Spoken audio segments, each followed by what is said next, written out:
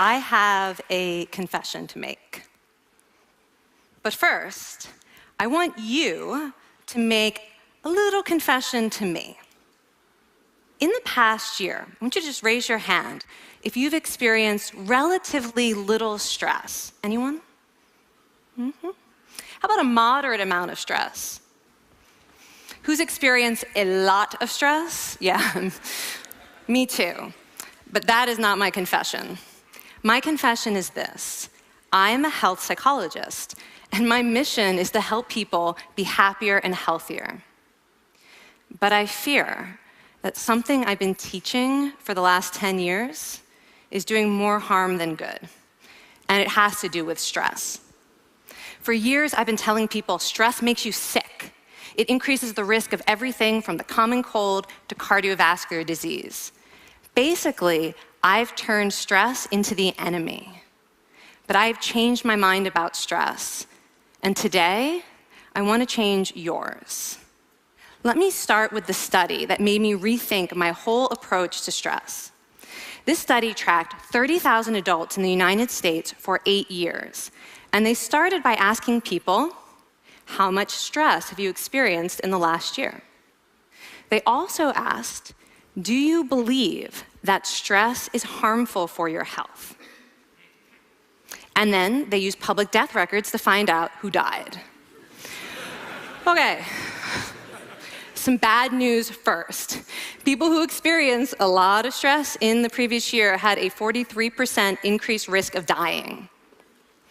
But that was only true for the people who also believed that stress is harmful for your health. People who experienced a lot of stress but did not view stress as harmful were no more likely to die. In fact, they had the lowest risk of dying of anyone in the study, including people who had relatively little stress. Now, the researchers estimated that over the 8 years they were tracking deaths, 182,000 Americans died prematurely, not from stress, but from the belief that stress is bad for you. That is over 20,000 deaths a year. Now, if that estimate is correct, that would make believing stress is bad for you the 15th largest cause of death in the United States last year, killing more people than skin cancer, HIV, AIDS, and homicide.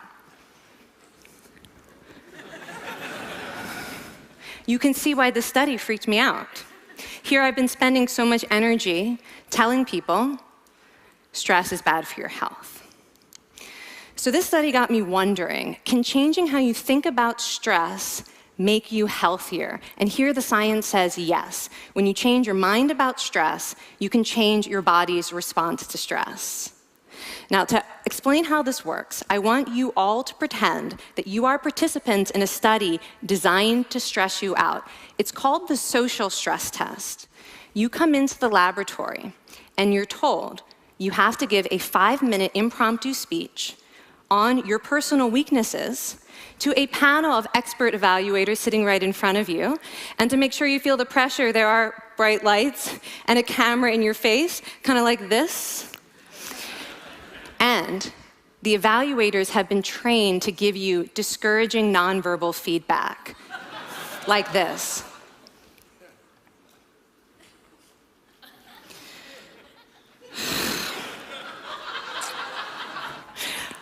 Now that you're sufficiently demoralized, time for part 2, a math test. And unbeknownst to you, the experimenter has been trained to harass you during it. Now, we're gonna all do this together. It's gonna be fun, for me. Okay. I want you all to count backwards from 996 in increments of 7. You're gonna do this out loud as fast as you can, starting with 996. Go. Go faster. Faster, please. You're going too slow. Stop, stop, stop, stop. That guy made a mistake. We're gonna have to start all over again. You're not very good at this, are you? Okay, so you get the idea. Now, if you were actually in this study, you'd probably be a little stressed out. Your heart might be pounding, you might be breathing faster, maybe breaking out into a sweat. And normally, we interpret these physical changes as anxiety or signs that we aren't coping very well with the pressure. But what if you viewed them instead as signs that your body was energized, was preparing you to meet this challenge? Now, that is exactly what participants were told in a study conducted at Harvard University. Before they went through the social stress test, they were taught to rethink their stress response as helpful. That pounding heart is preparing you for action. If you're breathing faster, it's no problem. It's getting more oxygen to your brain. And participants who learned to view the stress response as helpful for their performance, well, they were less stressed out, less anxious, more confident. But the most fascinating finding to me was how their physical stress response changed. Now, in a typical stress response, your heart rate goes up and your blood vessels constrict like this. And this is one of the reasons that chronic stress is sometimes associated with cardiovascular disease. It's not really healthy to be in this state all the time. But in the study, when participants viewed their stress response as helpful, their blood vessels stayed relaxed like this. Their heart was still pounding, but this is a much healthier cardiovascular profile. It actually looks a lot like what happens in moments of joy and courage. Over a lifetime of stressful experiences, this one biological change could be the difference between a stress-induced heart attack at age 50 and living well into your 90s. And this is really what the new science of stress reveals, that how you think about stress matters. So my goal as a health psychologist has changed. I no longer want to get rid of your stress. I want to make you better at stress. And we just did a little intervention. If you raised your hand and said you'd had a lot of stress in the last year, we could have saved your life. Because hopefully the next time your heart is pounding from stress, you're going to remember this talk, and you're going to think to yourself, this is my body helping me rise to this challenge. And when you view stress in that way, your body believes you, and your stress response becomes healthier. Now, I said I have over a decade of demonizing stress to redeem myself from. So we are going to do one more intervention. I want to tell you about one of the most underappreciated aspects of the stress response. And the idea is this: stress makes you social. To understand this side of stress, we need to talk about a hormone, oxytocin. And I know oxytocin has already gotten as much hype as a hormone can get. It even has its own cute nickname, the cuddle hormone, because it's released when you hug someone. But this is a very small part of what oxytocin is involved in. Oxytocin is a neurohormone. It fine-tunes your brain's social instincts. It primes you to do things that strengthen close relationships. Oxytocin makes you crave physical contact with your friends and family. It enhances your empathy. It even makes you more willing to help and support the people you care about. Some people have even suggested we should snort oxytocin to become more compassionate and caring. But here's what most people don't understand about oxytocin. It's a stress hormone. Your pituitary gland pumps this stuff out as part of the stress response. It's as much a part of your stress response as the adrenaline that makes your heart pound. And when oxytocin is released in the stress response, it is motivating you to seek support. Your biological stress response is nudging you to tell someone how you feel instead of bottling it up. Your stress response wants to make sure you notice when someone else in your life is struggling so that you can support each other. When life is difficult, your stress response wants you to be surrounded by people who care about you. Okay, so how is knowing this side of stress going to make you healthier? Well, oxytocin doesn't only act on your brain, it also acts on your body. And one of its main roles in your body is to protect your cardiovascular system from the effects of stress.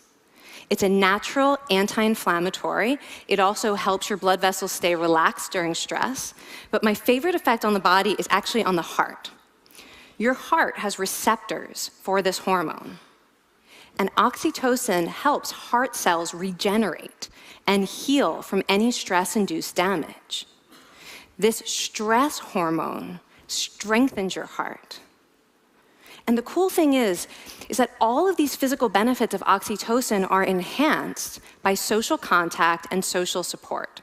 So when you reach out to others under stress, either to seek support or to help someone else, you release more of this hormone, your stress response becomes healthier, and you actually recover faster from stress. I find this amazing that your stress response has a built-in mechanism for stress resilience. And that mechanism is human connection. I want to finish by telling you about one more study. And listen up, because this study could also save a life. This study tracked about 1,000 adults in the United States, and they ranged in age from 34 to 93. And they started the study by asking, how much stress have you experienced in the last year? They also asked, how much time have you spent helping out friends, neighbors, people in your community? And then they used public records for the next 5 years to find out who died. Okay, so the bad news first. For every major stressful life experience, like financial difficulties or family crisis, that increased the risk of dying by 30%. But, and I hope you are expecting a but by now, but that wasn't true for everyone. People who spent time caring for others showed absolutely no stress-related increase in dying, 0. Caring created resilience. And so we see once again that the harmful effects of stress on your health are not inevitable. How you think and how you act can transform your experience of stress. When you choose to view your stress response as helpful, you create the biology of courage. And when you choose to connect with others under stress, you can create resilience. Now, I wouldn't necessarily ask for more stressful experiences in my life, but this science has given me a whole new appreciation for stress. Stress gives us access to our hearts. The compassionate heart that finds joy and meaning in connecting with others. And yes, your pounding physical heart working so hard to give you strength and energy. And when you choose to view stress in this way, you're not just getting better at stress, you're actually making a pretty profound statement. You're saying that you can trust yourself to handle life's challenges. And you're remembering that you don't have to face them alone. Thank you. Thank you.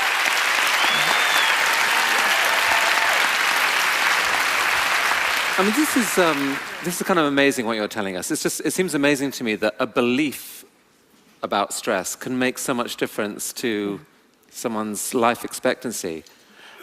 How would that extend to advice? Like if someone's making a lifestyle choice between, say, a stressful job and a non-stressful job, does it matter that which way they go, that it's equally wise to go for the stressful job so long as you believe that you can handle it in some sense? Yeah, and one thing we know for certain is that chasing meaning is better for your health than trying to avoid discomfort. And so I would say that's really the best way to make decisions, is go after what it is that creates meaning in your life, and then trust yourself to handle the stress that follows. Thank you so much, Kelly. Thank you. It's really cool.